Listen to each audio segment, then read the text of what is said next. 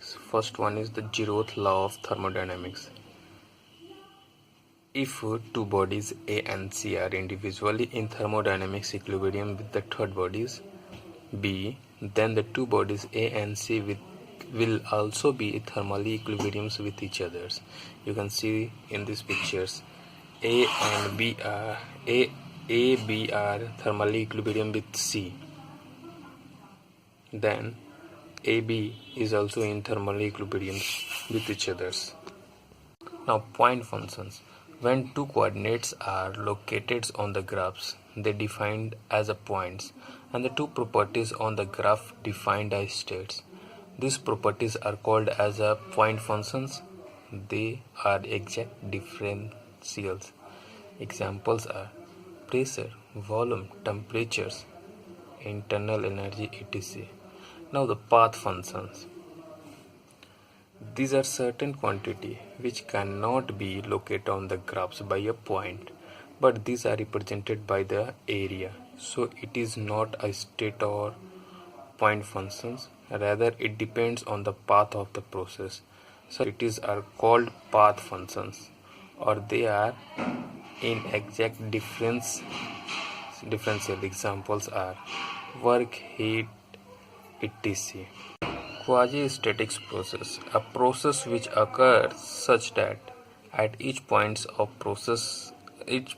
thermodynamic equilibrium exist in the systems. It can be understood as follows. Let us consider the frictionless piston cylinders arrangements having gas at the stage 1 defined by P1 V1. You can see in these pictures the system is in thermodynamics equilibrium due to the external weight W as shown in the pictures. It is isolated systems in a closed containers. Isolated system, volume P1, pressure P1, volume V1, and the temperature T1. A mass W is applied on it. In the quasi-static systems, the process occur each points of the process thermodynamics equilibriums, whereas in non-quasi-static process, the process in which only internal and the final states are in thermodynamics equilibrium. Succession points of the process are not in thermodynamics equilibriums is known as non-quasi-static process. Practically, most of the process are non-quasi-statics. You can see this in these pictures. In the quasi-static process, initials and the final states occur in the thermodynamics equilibrium. Now reversible process. A process is said to be reversible if initial stage of the systems can be achieved at any states by reversing the process. You can see this. To be reversible process, some conditions are necessary. It must be quasi-static process.